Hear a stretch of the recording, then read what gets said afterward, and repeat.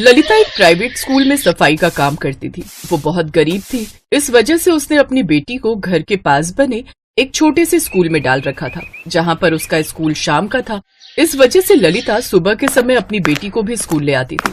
ललिता जब स्कूल में काम करती तो उसकी बेटी दीपा भी उसकी मदद करती थी। स्कूल की 5वीं कक्षा में मान्या नाम की एक घमंडी लड़की भी पढ़ती थी, जो अक्सर ही दीपा का मजाक उड़ाती रहती थी। ओ दीपा सुन, तो इस बार 15 अगस्त पर क्या करने वाली है? तेरे स्कूल में तो कुछ होता ही नहीं होगा। हमारे स्कूल में तो बहुत बड़ा फैंसी ड्रेस कंपटीशन होता है। मैंने तो बहुत बढ़िया एक 15 अगस्त की ड्रेस तैयार करवाई है, वही पहनूंगी। हमारे स्कूल में होता है फंक्शन, हम सब डांस करते हैं। मुझे भी उस दिन तिरंगे की ड्रेस में जाना है, पर पहले मैं यहाँ आऊंगी मम्मी के साथ, उसके बाद शाम को स्कूल जाऊंगी।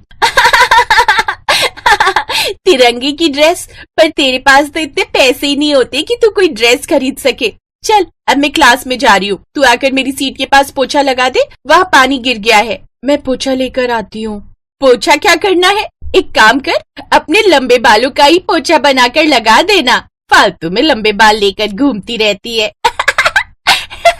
और दीपा के लंबे बालों का मजाक उड़ाने लगती है। दीपा की आंखों में आंसू आ जाते हैं, पर वो इस बारे में अपनी माँ को कुछ नहीं बताती, क्योंकि वो जानती थी कि अगर उसने अपनी माँ को इस बारे में बताया तो वो उसे काम पर साथ में नहीं लाएंगी। वो अकेली ही सारे स्कूल का काम करेंगी। दीपा चुप हो जाती है। 15 अगस्त से एक दिन पहले स्कूल में फैंसी ड्रेस के लिए सब बच्चों को कह दिया जाता है। दीपा के स्कूल में भी उसे फैंसी ड्रेस पहननी थी, पर उसे समझ नहीं आ रहा था कि वो क्या पहने। सुबह के समय उसे माँ के साथ स्कूल भी जाना था। दीपा, मैं सोच रही हूँ मैं तेरे लिए तिरंगा लहंगा तैयार करूँ। सुबह तुम मेरे साथ स्कूल चल लेना, वहाँ पर भी सब स्वतंत्रता दिवस की तैयारी कर रहे हैं। उसके बाद शाम को तुम वहीं से स्कूल चली जाना। ठीक है माँ, पर तुम मेरे लिए तिरंगा लहंगा कैसे बनाओगी? मेरे पास मेरे पुराने सूट और साड़ी रखे हैं, उनमें से 3 रंग ले लूंगी और तुम्हारा लहंगा तैयार हो जाएगा। सच माँ? फिर तो मैं बहुत सुंदर लगूंगी तिरंगे लहंगे में। दीपा बहुत खुश होती है। ललिता अपनी सिलाई मशीन पर कुछ कपड़ों की सहायता से दीपा के लिए बहुत सुंदर लहंगा सिलकर तैयार कर देती है। दीपा 15 अगस्त के सेलिब्रेशन के लिए लहंगा पहनकर तैयार होती है।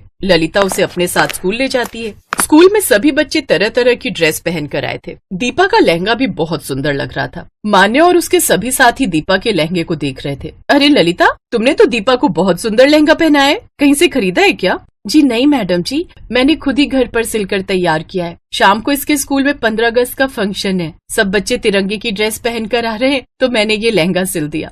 अरे वाह, अच्छा, ये तो बहुत बढ़िया बात है। तिरंगा लहंगा, साथ में इतने खूबसूरत घने लंबे बाल। दीपा बहुत प्यारी लग रही है। अरे दीपा, तुम भी हमारे स्कूल के बच्चों के साथ फैंसी ड्रेस कंपटीशन में भाग ले लो। देखो वहाँ हॉल में सभी बच्चे लाइन में स्टेज पर जा रहे हैं, तुम भी उनके साथ पार्टिसिपेट कर सकती हो। मैं भी मैडम जी? हाँ बिल्कुल, चलो मैं तुम्हें लेकर चलती हूँ। जाओ दीपा, मैडम जी के साथ जाओ, तब तक मैं अपना काम कर लेती हूँ। दीपा सब बच्चों के बीच में टीचर के साथ जाती है। दीपा को स्टेज पर जाता देख मान्या जलन से भर जाती है। कुछ देर बाद सभी बच्चे एक एक करके अपनी फैंसी ड्रेस दिखाते हैं, जिसमें दीपा को भी इनाम मिलता है। दीपा अपना इनाम लेकर खुशी खुशी स्कूल की पहली मंजिल पर माँ को दिखाने जा रही थी।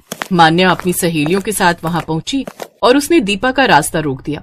तुम्हारी हिम्मत कैसे हुई स्टेज पर फैंसी ड्रेस कंपटीशन में भाग लेने की? ये सेकंड प्राइज मेरी फ्रेंड पूर्वी का था। पूर्वी, चल इससे ये ट्रॉफी छीन लेते हैं। ये इनाम मेरा है, मैं नहीं दूंगी, मुझे माँ को दिखाना है। छीना झपटी में अचानक मान्या का पैर फिसल जाता है और वो सीढ़ियों के साथ में बने जंगले से लटक कर नीचे गिरने लगती है। बचाओ, मुझे बचाओ, मैं नीचे गिर जाऊंगी। मान्या घबराओ नहीं, तुम मेरे बालों को कस कर पकड़ लो, मैं तुम्हें ऊपर खींच लूंगी। दीपा अपने लंबे बाल नीचे लटका देती है और मान्या उसके बालों को पकड़ लेती है। धीरे धीरे दीपा मान्या को ऊपर खींच लेती है, पर उसके बालों में बहुत दर्द हो रहा था। मान्या ऊपर आ जाती है, तभी शोर सुनकर सब वहाँ इकट्ठे हो जाते हैं। ललिता, तुम्हारी बेटी दीपा तो बहुत बहादुर है, इसने अपने लंबे बालों की सहायता से हमारे स्कूल की बच्ची मान्या की जान बचाई है। थैंक यू मैडम जी। चलो सब बच्चे यहाँ से भीड़ हटाओ, नीचे हॉल में फंक्शन चल रहा है, सब बच्चे जल्दी से वहाँ पहुँच जाओ। दीपा चलो, तुम भी हमारे साथ चलो। आज तो तुमने भी तिरंगा लहंगा पहना हुआ है, तुम तो इस लहंगे में तैयार होकर बहुत अच्छी लग रही हो। तुम्हारे बालों में दर्द तो नहीं हो रहा? नहीं मैडम जी, बिल्कुल नहीं हो रहा। प्रिंसिपल के कहने पर दीपा हॉल में जाती है। वहाँ पर वो बच्चों के साथ देशभक्ति गीतों पर डांस करती है। मान्या भी दीपा को सॉरी बोलती है। सब बच्चे अपनी अपनी परफॉर्मेंस देते हैं। दीपा भी उस दिन स्टेज पर बहुत अच्छा डांस करती है। दीपा देखती है कि सब बच्चों के साथ आज मान्या भी उसके लिए ताली बजा रही है। शाम को दीपा अपने स्कूल में चली जाती है। उस दिन दीपा ने 2 इनाम जीते। एक इनाम उसने अपने तिरंगे लहंगे की ड्रेस के लिए जीता और दूसरा इनाम उसने अपनी बहादुरी के लिए जीता। उसकी बहादुरी के लिए स्कूल की तरफ से उसे 12वीं कक्षा तक मुफ्त में पढ़ाई करने का अवसर प्राप्त हुआ। अपनी बेटी को बड़े स्कूल में पढ़ाई करते देख ललिता बहुत खुश थी। अब मान्या भी दीपा की अच्छी दोस्त बन गई थी।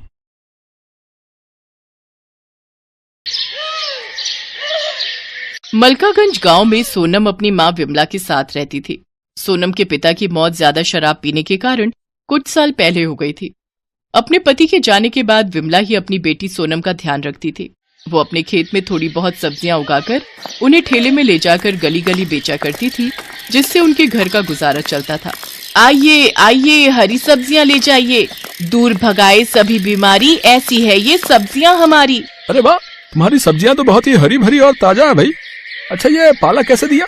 जी, सभी सब्जियां सिर्फ 30 रुपए किलो है। आपको जो चाहिए ले जाइए। अच्छा, तो ये पालक 1 किलो और कद्दू आधा किलो और हाँ, ये कटहल भी 1 किलो कर दो। जी भाई साहब, अभी बांध देती हूँ। विमला अपनी बेटी सोनम को सरकारी स्कूल में पढ़ने डाल देती है और खुद सारा दिन धूप में गली गली जाकर सब्जियां बेचती, जिससे वो घर खर्च चलाती। साथ ही सोनम की पढ़ाई और कुछ पैसे सोनम की शादी के लिए भी निकाल कर रख लेती। आ गई माँ, चलो आप हाथ मुंह धो लो, मैं तुम्हारे लिए खाना रख देती हूँ। ठीक है बिटिया, तूने खा लिया क्या? नहीं माँ, मैं तो तुम्हारे आने की ही राह देख रही थी। मेरी माँ सारा दिन मेहनत करती है, बहुत थक जाती होंगी ना? मेहनत नहीं करूंगी तो अपनी गुड़िया के ब्याह के लिए पैसे कैसे इकट्ठा करूंगी? ऐसे ही कुछ साल बीत जाते हैं और सोनम 12वीं पूरी कर लेती है। एक रोज वो अपनी माँ के साथ गांव के सरपंच की बेटी रोशनी की शादी में जाती है, जहां उसका शादी का लहंगा देखकर सोनम हैरान रह जाती है। वाह रोशनी, तेरा लहंगा तो कितना खूबसूरत है। खूबसूरत तो होगा ही, इतना महंगा जो है। पर तू ऐसे लहंगे के सपने देखना छोड़ दे। तुम गरीबों के बस की नहीं है इतना महंगा ब्राइडल लहंगा खरीदना। तू तो अपनी माँ को बोलकर उनकी साड़ी का ही लहंगा बनवा लियो अपनी शादी के लिए। रोशनी की ये बात सुनकर सोनम बहुत दुखी होती है। परेशान मत हो मेरी बच्ची, तेरी माँ से जितना हो सकेगा वो तेरे लिए जरूर करेगी। उसी शादी में रोशनी की मौसी आशा अपने बेटे के साथ आई हुई होती है। सोनम पर जैसे ही उसकी मौसी की नजर जाती है, वो उसे देखते ही रहती है। गुलाबी रंग के सूट में ये गोरी लड़की बिल्कुल ऐसी लग रही है जैसे कोई कमल का फूल हो। मुझे तो अपने छोटे बेटे रौनक के लिए बड़ी ही पसंद आई। हाँ माँ जी, लड़की तो बहुत सुंदर है। रौनक को भी सोनम पहली नजर में ही भा जाती है। शादी के कुछ दिन बाद आशा अपनी बड़ी बहू और दोनों बेटों के साथ सोनम के घर जाती है और उसकी माँ से उसका हाथ मांगती है। बहन जी, मैं एक गरीब सब्जी वाली हूँ और आपके बड़े घर में रिश्ता जोड़ने की मेरी हैसियत नहीं है।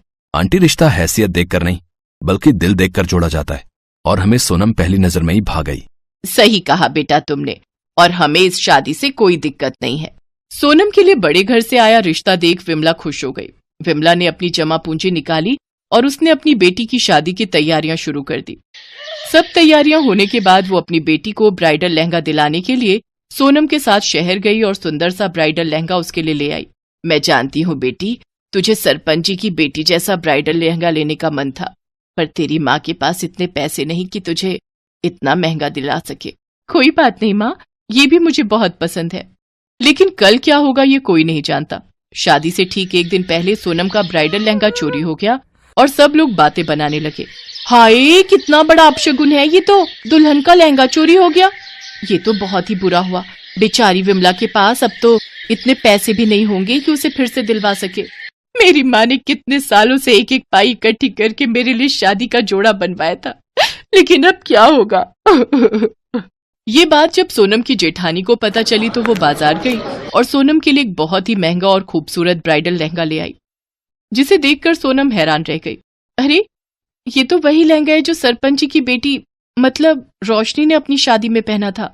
हाँ, हमें उसी ने बताया कि तुम्हें उसका लहंगा बहुत पसंद आया था, लेकिन इतना महंगा होने के कारण तुम ऐसा लहंगा अपनी शादी के लिए खरीद नहीं पाई।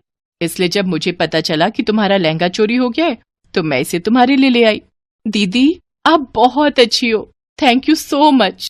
तुम्हारा बहुत बहुत धन्यवाद बेटी, तुमने हमारी लाज बचा ली। सोनम मेरी छोटी बहन जैसी है माँ जी, उसके लिए मैं इतना तो कर ही सकती हूँ।